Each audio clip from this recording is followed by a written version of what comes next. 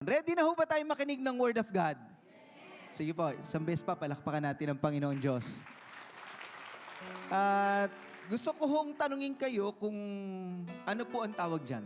Ano ho tawag dyan? Sige nga po, ano tawag? May naririnig akong tama eh. Ano siya? Alam pa ba ng mga bata yan ngayon? Yan po ay platera. Lalagyan ng mga yung mga mamahaling gamit or mga di na natin. Nung lumaki po ako, may ganyan sa bahay namin. May ganyan po talaga. At napansin ko, yung mga nakalagay dyan, pinahahalagahan kahit hindi na ginagamit. Ano, may makikita ka pa nga niyang basong ganyan dyan eh. Di ba? Pag natawa ka, inabot mo yan. Di ba?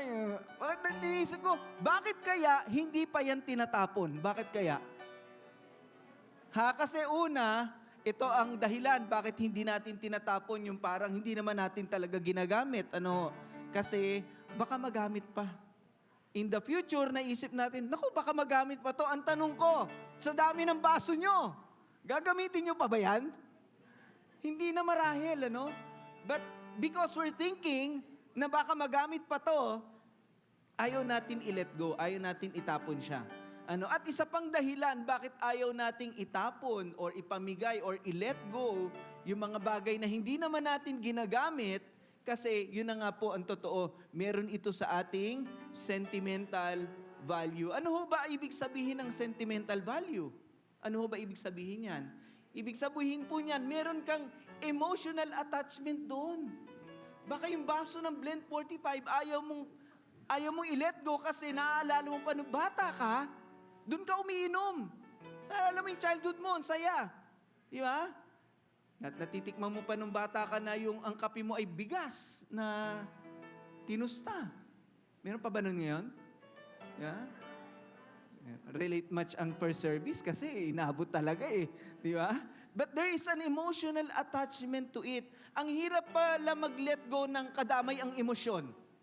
Yun po ang totoo. Pag damay ang emosyon mo, ang hirap mag-let go. Halimbawa, ang hirap tayo mag-let go ng mga galit kasi damay ang emosyon. Takot, damay ang emosyon.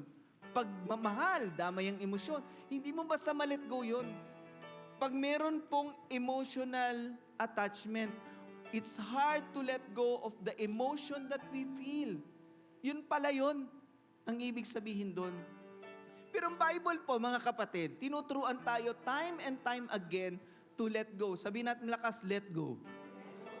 Alam nyo, halimbawa lang sa church, alam nyo po ngayon, pag nagpa-fasting po ang tao, dahil sa kalusugan, dahil intermittent fasting, 1 meal a day, OMAD, kasi sa kalusugan. Pero bago pa po maisip ng taong kalusugan niya, sa espiritual, ang nauna po dyan ay ang Bible. Pagdating po sa fasting, anong tinuturo ng fasting? Pag sa fasting, ganito po yan, tayo po ay, time and time again, we are taught to let go. Tayo po ay tinuturuan mag-let go. Sa fasting, tinuturuan ka niyan mag-let go ng pagkain. Dahil ang mararamdaman mo pag wala kang pagkain, ano? Ano po ang mararamdaman nyo? Anong emosyon? Yung walang-wala ka. Yun na yung sagad mo. Yun na yung sagad mo, wala kang makain. Pero sa totoo, may pagkain ha. Pero pag nagpa-fasting ka, hindi ka kakain kasi para maramdaman mo yung wala kang makain. Pag walang-wala ka na, wala kang makain, wala kang ipagmamalaki. Tama ho ba? Isa sa tinuturo dyan yung humility. Kababaang loob. Tayo ay matutong maging mapagpakababa. Dahil pag marami ka ng meron, pwede kang maging mayabang. Or, I can manage myself. I don't need others. I don't even need God.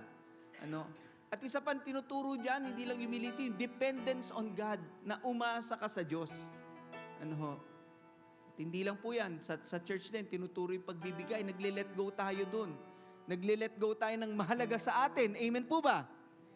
At ang tanong dyan, ano ang feeling mo pag nagle-let go ka, nagbibigay ka sa Panginoon? Anong feeling mo pag nagle-let go ka? Kasi importante ang feeling. Tingnan nyo, sabi sa Bible, God loves a cheerful giver. Hindi lang sinabing God loves a giver. God loves a cheerful. He He looks at your emotion. What do you feel? Nanghihinayang ka ba? Nalulungkot ka ba? O masaya ka? Sino dito kamakailan lang may tinulungan kang tao? Nung tumulong ka ba, naging masaya ka o nanghinayang ka lang o nalungkot ka? What you feel is so important. Ano po? In letting go. So today, pag-uusapan po natin yan, how do we let go? At alam niyo ho, even sa prayer, tinuturuan tayo, tingnan niyo pong turo ng Panginoon. Your kingdom come, your will be done on earth as it is in heaven. What is this kind of prayer? This kind of prayer is a prayer of surrender. Ito po'y panalangin ng pagsusuko, panalangin ng pagle-let go. Lord, kung ano ang gusto mo, yun ang masunod, hindi ako. I'm letting go of my will. Amen ho ba? I'm letting go of my will. Kung ano yung will mo, yun ang mangyari, Lord. Not my will, but yours be done. And then saka ka nanghihingi sa Diyos.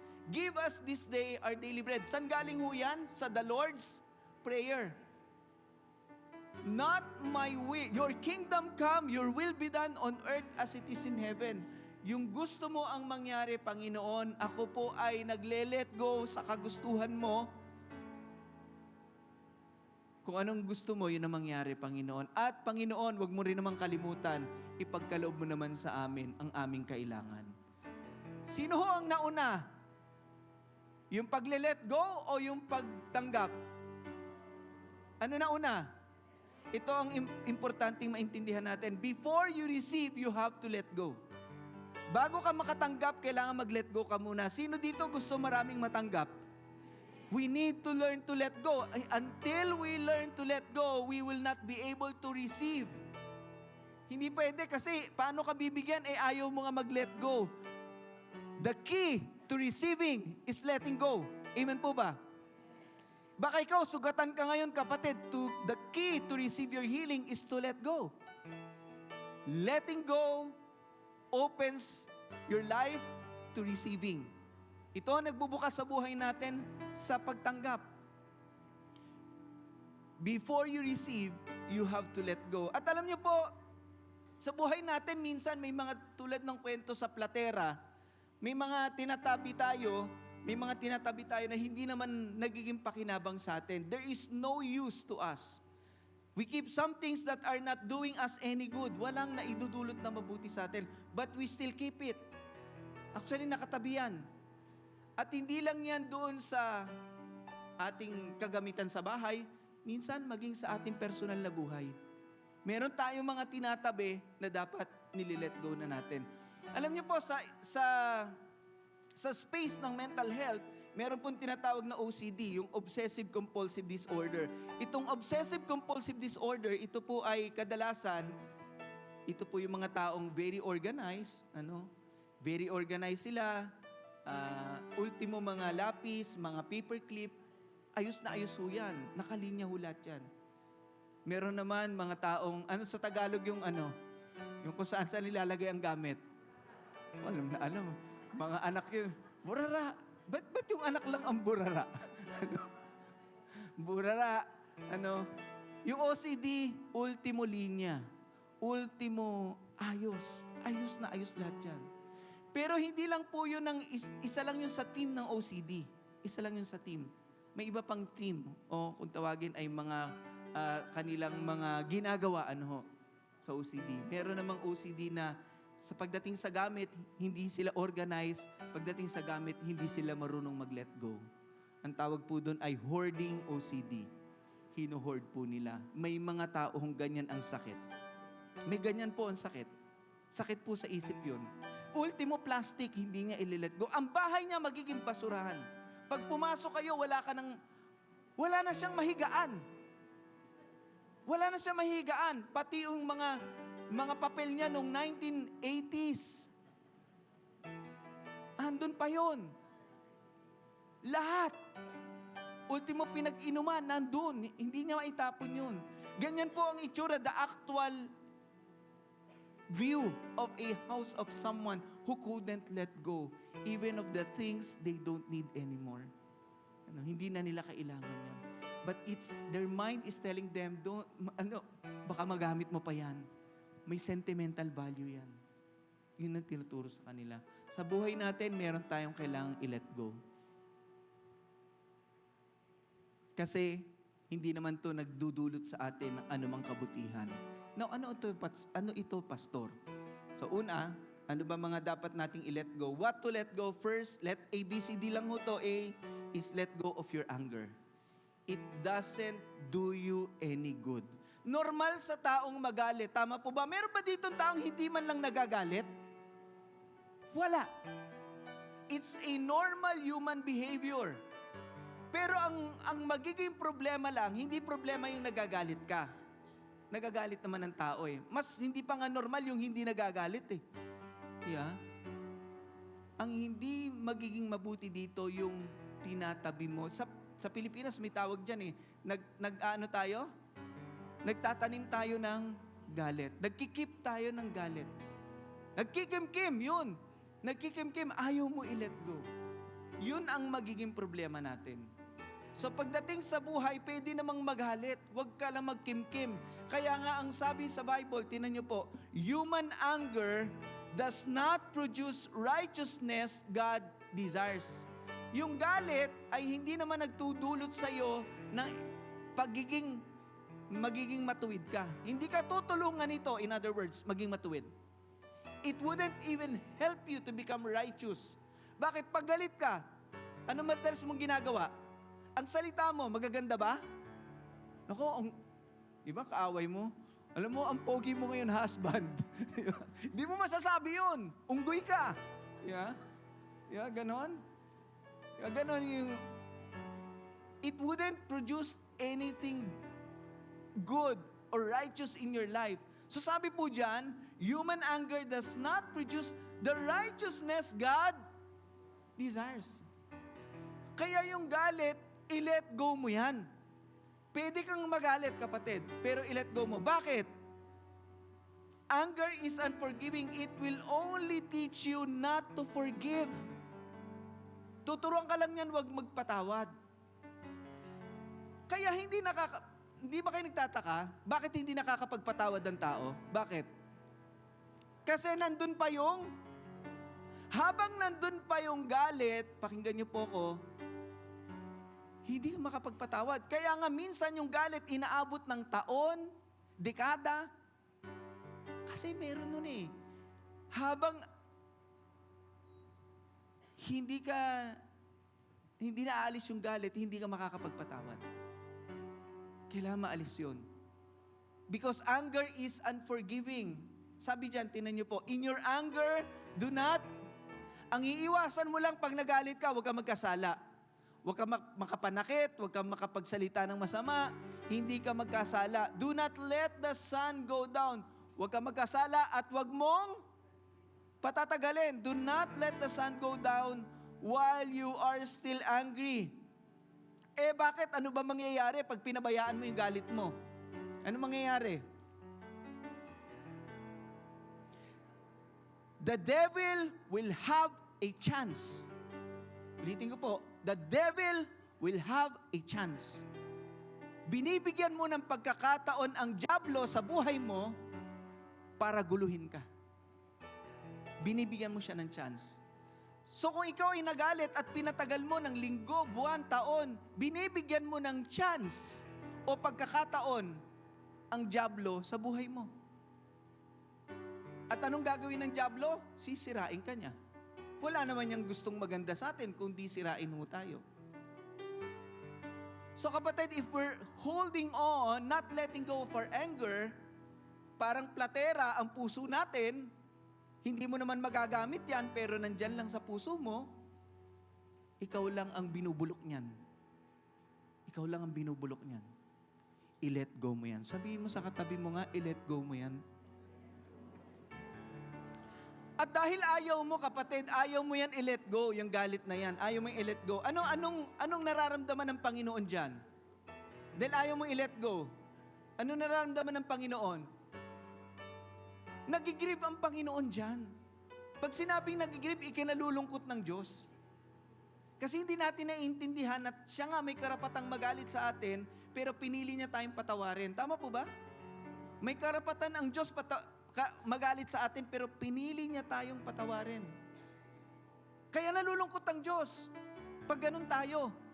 Alam niyo, ang tao ganito, minsan, mas malupit pa tayo sa Diyos, ha? Ito malungkot minsan malupit pa tayo sa Diyos. Ang Diyos, pag naghingi ng sorry ang tao, nagpapatawad. Ang tao, pag nanghihingi ng sorry, kailangan kulang pa yung sorry. Kailangan makabawi-bawi man lang ako. Makabawi-bawi man lang ako sa iyo. Kaya nalulungkot po ang Diyos doon. With whom we're sealed for the day of redemption. Get rid of all bitterness, rage and anger, brawling and slander, along with every form of malice. Na po. Be kind and compassionate. Yan daw po ang dapat tayo. To one another, forgiving each other. Ba't ako magpapatawad, Pastor? Sinabi rin ho dyan, just as in Christ, God forgave you. Sino dito pinatawad ng Diyos? Kung pinatawad ka ng Diyos, magpatawad ka rin. Magpatawad ka rin. Pinatawad ka ng Diyos So the first emotion that we need to let go, the first feeling is the feeling of anger. Let go mo na yan. Kapatid, kasi yung anger is also not only unforgiving, it's also unloving. Hindi mo magagawang magmahal ng galit ka. Hindi pwedeng pagsamahin Ang hirap magmahal ng galit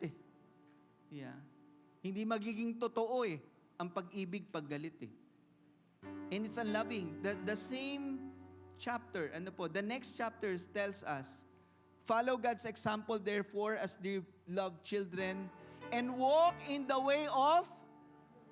Sundan daw natin ang example ng Panginoong Diyos. We must walk in the way of... Sabi namin lakas, love.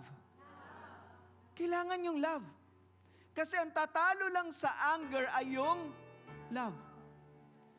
Di ba tingnan nyo yung mga anak natin, kahit galit ka na sa kanila, ano pa rin ang maghahari? Yung love mo sa anak mo. Ganon din yung Diyos natin. Kahit nagalit siya, love pa rin niya ang maghahari. Walk in the way of love, just as Christ loved us and gave Himself up for us as a fragrant offering and sacrifice to God. Love. Kapatid, bunutin mo na yung galit mo. Baka namumunga na yan. Di ba? Bunutin mo na ang galit sa iyong puso. It doesn't do you any good. Wala yang idinudulot sa iyong maganda. Ba't mo tinatabi pa? Pangalawa, letter B, let go of your burdens. Yung mga kabigatan mo sa buhay. Bakit? Ang tao maraming pasan-pasan. Kaya na may sa pelikula, pasan ko ang daigdig. Kasi marami tayong pasan-pasan, mga burden sa buhay. Pero ano bang gagawin? It's normal. It happens. We have burdens. At kapag may burden ka, ang hirap po kasi may kabigatan Ang hirap maglakbay sa buhay na to na marami tayong dalang kabigatan. Mga problema, alalahanin. Kaya alam niyo po, laki natutulong ng simbahan. Tama po ba? Minsan pupunta ka sa church, marami kang burden. Marami kang prayer request kay Lord. Maraming bumabagabag sa isip mo, sa kalooban mo. Marami kang pinangangambahan, kinatatakutan. Pero alam mo, pag nasa presensya ka ng Diyos, di ba nag-iiba yung pakiramdam mo? Nawawala yung kabigatan, nawawala yung kinatatakutan mo. Naiibsan yung takot mo. Bakit? Kasi yung burden mo, nabibigay mo sa Diyos. Kaya kapatid, huwag ka magmimiss mag-church. Huwag ka magmimiss lumapit sa Panginoon. Bakit? Siya ang katuwang mo sa mga kabigatan mo. Amen po ba? Sige, papalakpakan natin ang Panginoon. Ano po sabi sa Bible? Cast your burden on the Lord. Let go of your burden on the Lord. Ibigay mo sa Panginoong Diyos. Let go mo sa Diyos ang lahat ng kabigatan mo. And He will, pag sinabi He will sustain you, hindi mo kasi kayang magpatuloy ng dala-dala mo yun. He will sustain you. You can only overcome it if He will sustain you. Kasi hindi mo na kaya eh. Kapatid, pakinggan mo ko, kakayanin mo lang kung ibibigay mo sa Diyos. Kakayanin mo lang kung ibibigay mo sa Diyos. Let it go. Ibigay mo siya sa Panginoon. Cast your burden on the Lord and He will sustain you. And our burdens are far more about the future rather than our past. Marami sa mga burden natin, kapatid, tungkol sa hindi pa nangyayari o parating pa lang sa buhay natin. Yun yung mga nakaka-burden sa atin. Yung, di ba, hindi yung nabayaran mo na yung Meralco mo, ngayon may babayaran ka sa, may mga due date ka sa credit card, etc. Ano? Puro about yung mga parating.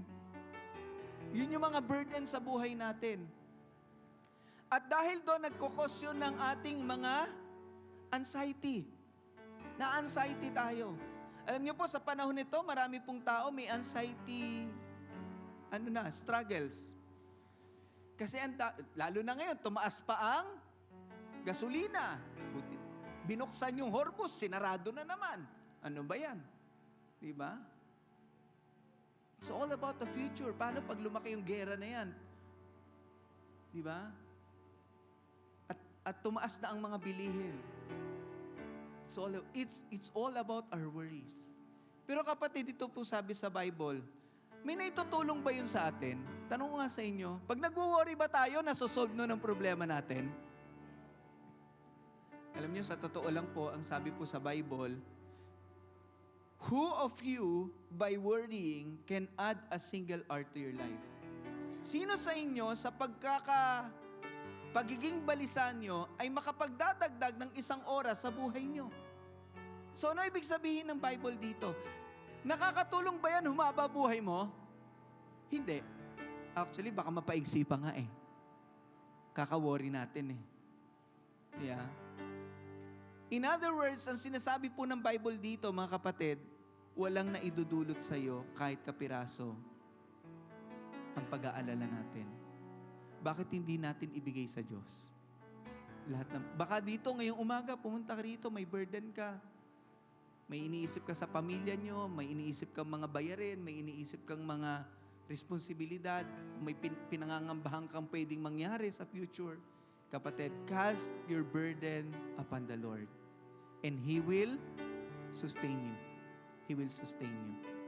Let go and let God. Isang letra lang idadagdag mo, malaki ng kaibahan. Pag nag-let go ka at tinayaan mo ang Diyos, lahat ng kabalisahan mo, mapagtatagumpayan mo. Amen po ba? Sige po, palakpakan natin ang Panginoon. Pangatlo, ABC, let go of control. Wag mong, alam niyo, itong gusto ng tao, control. At feeling ng tao kontrolado, the more control the person has in his life, the more secure they feel. But the truth is this, we don't have any control and I will be proving it to you. Wala tayong control. Tingnan niyo po. Sa James, sabi po, now listen, who you say, today or tomorrow, we will go to this or that city. Sasabihin mo, bukas o ngayon o bukas, punta tayo sa isang syudad, spend a year there, carry on business, and make money. Negosyante pala to. Why? You do not even know what will happen. Wow, ang lupit nun ha. No one in this room knows what will happen tomorrow. Kaya fascinated ang tao sa manghuhula, bilib na bilib. Bakit? Walang alam ang tao sa bukas. At pag sinabi ng manghuhula yung bukas, pwede naman siyang makachamba. Bilib na bilib naman tayo. Yeah, kasi wala tayong alam. Kahit mamaya. May control ba tayo? Wala. What is your life? Ano ba ang buhay mo? You are a mist. Ano ba yung mist sa Tagalog? Hamog. You are a mist that appears for a little while and then, hindi man lang tumagal ng buong maghapon yung mist. Pag-spray ng ganon, ganun lang palang buhay natin. Ulitin ko, ganun lang pala. vanishes. Instead, you ought to say, if it is the Lord's will, we will live and do this or that. Instead, ito sasabihin mo, kung loloobin ng Diyos, gagawin natin yan. Kaya, mas maganda pag nagsasalita tayo about the future, pakinggan niyo po ako, lagi mong dudugtungan ng kung loloobin ng Diyos. Minsan, nagsalita ako ng ganyan, sabi ko, kung loloobin ng Diyos sa meeting, magkikita tayo next week sa meeting, kung loloobin ng Diyos, bakit hindi tuloy, Pastor? Sabi ko, hindi naman, kaya lang, siyempre, hawak ko ba ang buhay ko? Alam ko ba yung mangyayari next week? Baka, di ba, baka ikaw ang nawala, ako naman, di ba? Wag naman, pero, di ba, pero, ba't hindi ba tayo tuloy? Kung loloobin ng Diyos. Kasi wala kang control. Tingnan nyo. Sige, ano kaya nyong kontrolin? Sige po. Remote control lang. Wala tayong kayang kontrolin. Maniwala kayo. Sige. Anak mo, kaya mong kontrolin? Kaya ka nagre-rebelde, gusto mong kontrolin eh. Ba't nagre-rebelde mga bata? Gusto natin kontrolin kasi. Asawa mo, makokontrol mo? Pag kinontrol mo yan, kinakawawa mo yan. Diba? Walang kontrolan sa relasyon. Kahit Diyos, hindi ganun makipagrelasyon sa atin. Hindi tayo kinokontrol ng Diyos. Amen po ba? Walang kontrol. Hindi mo makokontrol ang panahon. Di ba? Gusto mo mamaya, umulan. Di ba? Di ba? Hindi mo makokontrol. Ano ba? Sige, bigyan niyo ako ng pwedeng kontrolin niyo. Yeah? Wala. Kapwa mo, hindi mo makokontrol yan. Sariling isip yan. Sariling desisyon.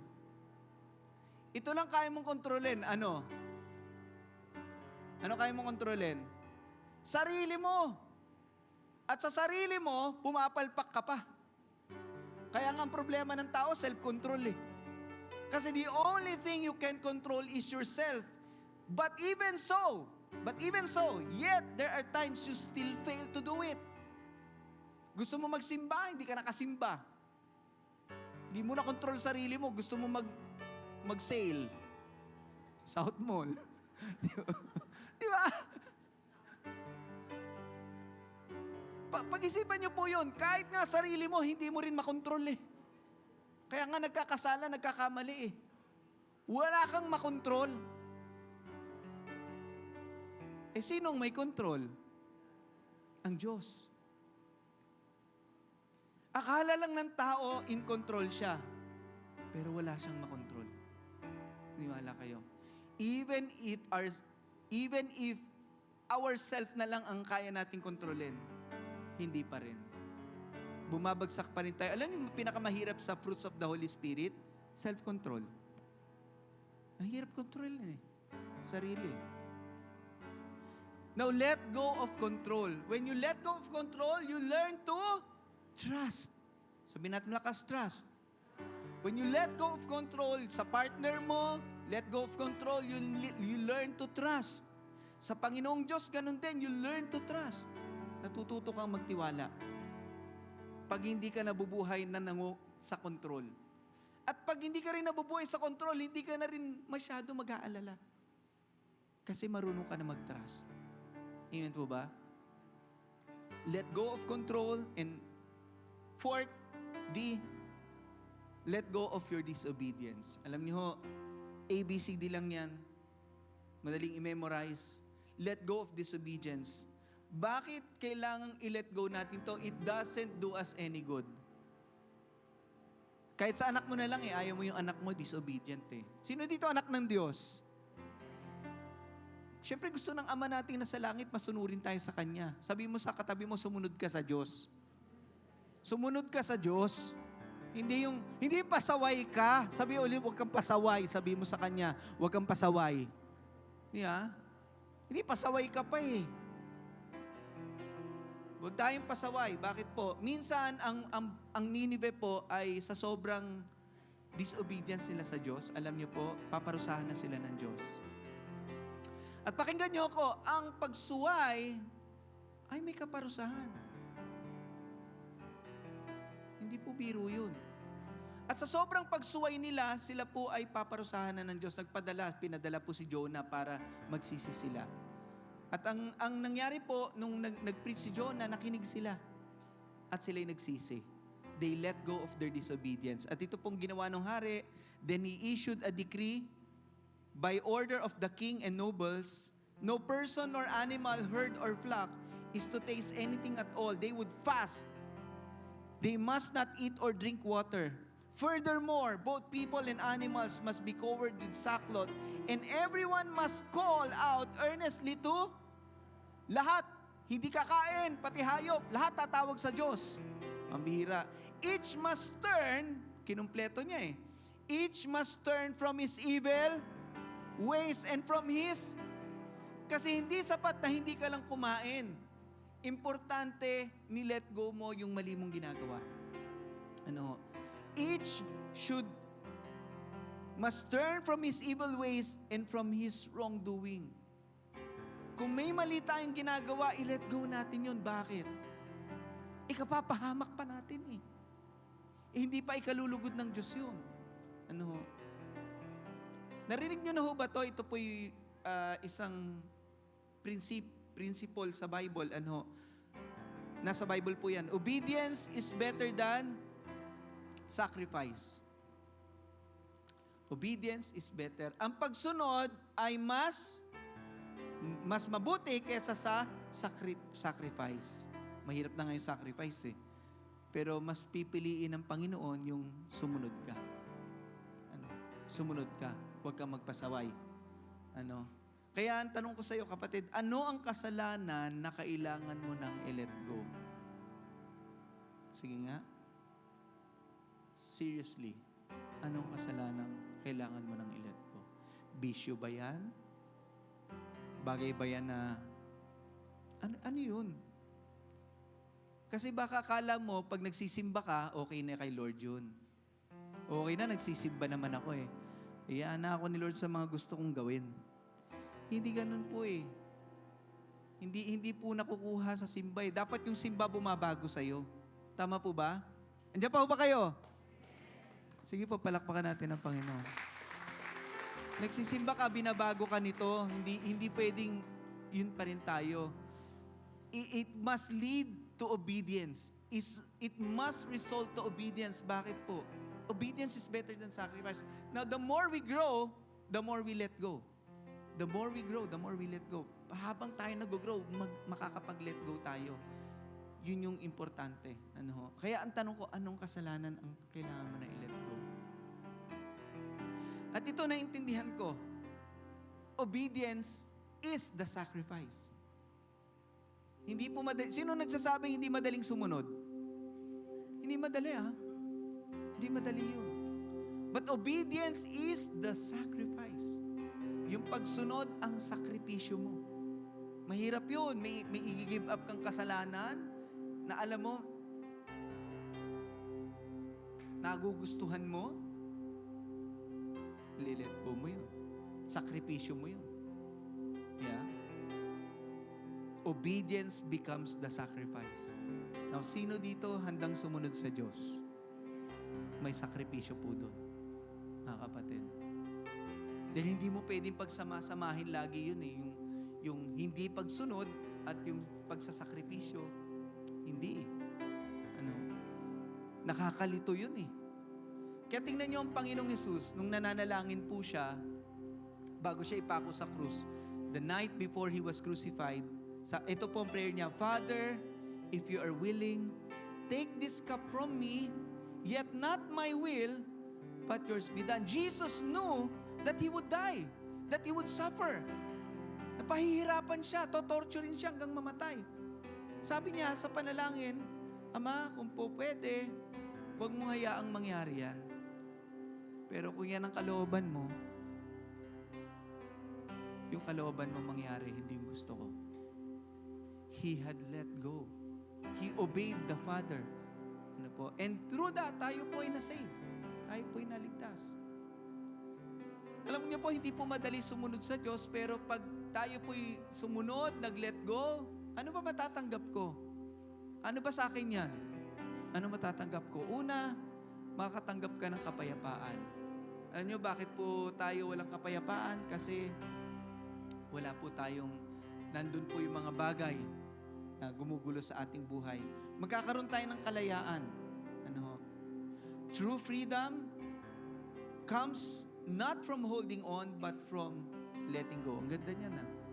True freedom comes not from holding on, but from letting go. Kung gusto mong lumaya, you need to let go. Kailangan mag-let go ka dyan. At pangatlo, kalulugdan ka ng Diyos pag nag-let go ka. Sino dito gusto nyo i-please nyo ang Diyos? Diba? We need to please God. Sabi nga ni Paul, my goal in life, sa 2 Corinthians chapter 5, my goal in life is to please God. Ma-please ko ang Diyos. So gusto natin ma-please ang Panginoon. At pag nalugod siya, ano po, pagpapalain niya rin ang buhay natin. Sa totoo lang po, it hurts to let go, but sometimes, it hurts more to hold on. Masakit mag-let go. Kasi may emotional attachment ka dun eh. Kasi na-enjoy mo yun eh. Pero kung mali yun, mas masakit pa na itabi mo yun. You need to let go.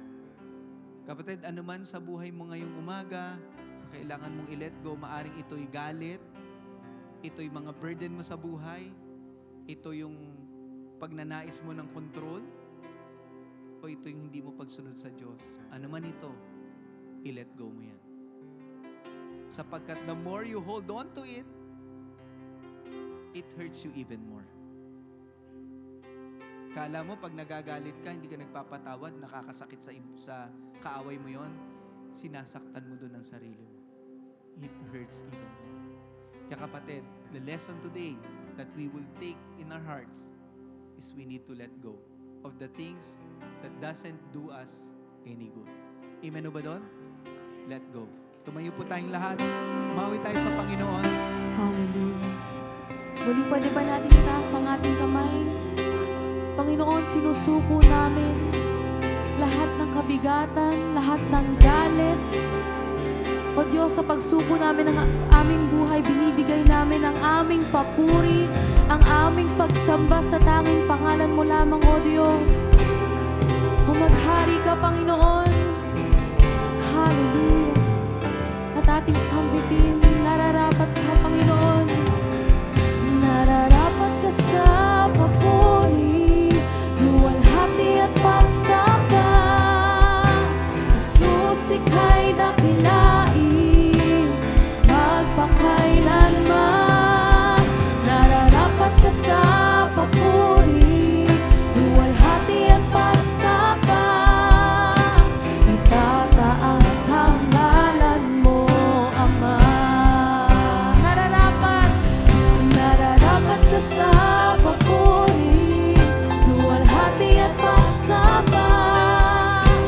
Jesus, ika'y dakilain, magpakailanman.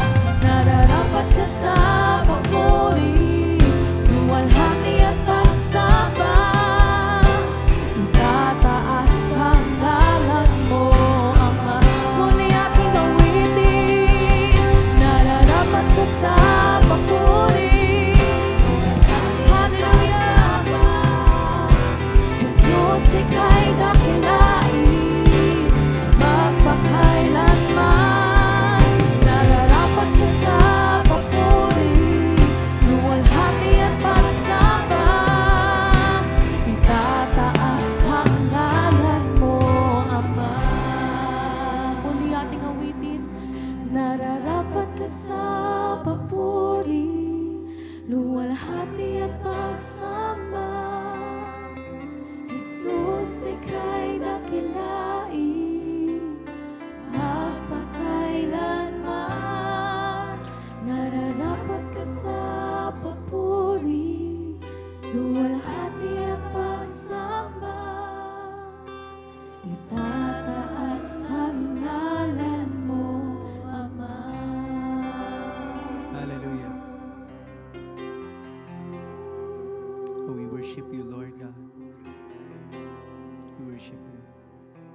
Kapatid, ngayong umaga, alam ko, kinausap tayo ng Panginoon. At ngayong umaga, kung ikaw yung tao na may nais kang i-let go ngayon sa Panginoon, pero nahihirapan ka, Pero gusto mo, kapatid, pwede mo bang itaas ang kamay mo? Sabihin mo sa Panginoon, Lord, gusto ko na i-let go tong galit na to. Tagal na nito sa puso ko, Lord. Ayoko nang dalhin to, Lord. Wala itong dinudulot na mabuti sa akin, Lord. Itong kabalisan na to, itong burden na to, Lord. Binibigay ko na po sa iyo, Lord. Lord, binibigay ko na po sa iyo yung control, Panginoon. Wala pala akong kayang kontrolin, Lord. Kahit yung sitwasyon ko. Lord, I can only do much. At Lord, kung ako may nagiging masuwayin sa iyo, Lord, gusto ko na pong sumunod, Lord. Tulungan mo ko. Palakasin mo ko, Panginoon. Gusto kong sumunod sa iyo, Lord. Kung ikaw yun, kapatid, taas mo nga kamay mo.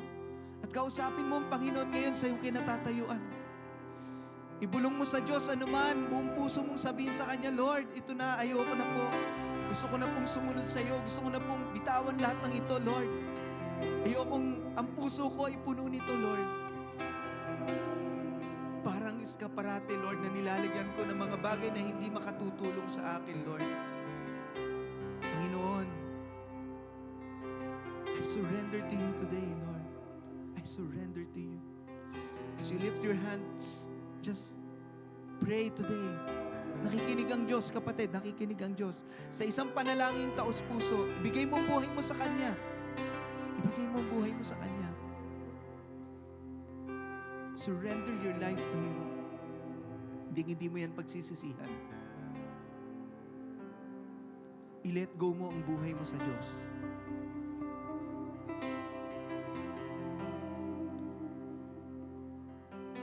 Panginoon, marami pong salamat sa iyong presensya sa aming kalagitnaan. Marami pong salamat sa mensaheng pinarating mo sa amin, Panginoon.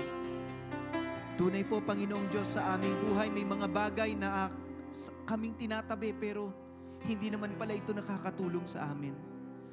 Panginoon, sa umagang ito, nandito ang iyong mga anak, Lord. Pakinggan mo ang aming panalangin. At Lord, aaminin namin, hindi madali, Panginoon. Kaya nga ito nagtagal sa aming buhay dahil hindi kami basta makapag-let go dahil sa mga damdamin na aming nararamdaman, Lord. For those emotions that we feel, Lord God. But Lord, today, Lord, we by faith, Lord God, are making a decision far beyond our emotion, Lord. We want to obey you, Lord God. We want to let go of those anger, Lord God, those burdens in our lives, Lord God. Lord, ayaw na rin namin kontrolin ang aming buhay na hindi ikaw ang nangunguna sa amin. Panginoong Diyos, narito po kami. We want to surrender everything to you. Hayaan mong lumabas kami sa lugar na to na nai-surrender na po namin ang mga bagay na hindi naman po nakakatulong sa buhay namin at sa aming relasyon sa iyo. Hindi nagpapatatag sa aming pananampalataya sa iyo. Panginoon, binibigay na po namin sa iyo lahat to. At Panginoon, hayaan niyo po na ang iyong salita ay bumago sa amin. Salamat po, Panginoon. Lord, tulungan mo kami. Ikaw ang aming kalakasan sa desisyong aming ginagawa ngayon. Lord, naniniwala kaming magagawa lang namin to na may katagumpayan sa pamamagitan mo. Kaya tulungan mo kami, Panginoon. Salamat. At Lord, naniniwala kami, magkakaroon kami ng kapayapaan, kalayaan, at kalulugdan mo kami. Dahil isinuko namin ang lahat sa iyo, Panginoon. Lord, we honor you today. We praise you. And Lord, as we lift our hands to you, we are giving you all the glory, the praise, and the worship in the name of the Father, and of the Son, and of the Holy Spirit. Amen. Amen. God bless you. Happy Sunday po.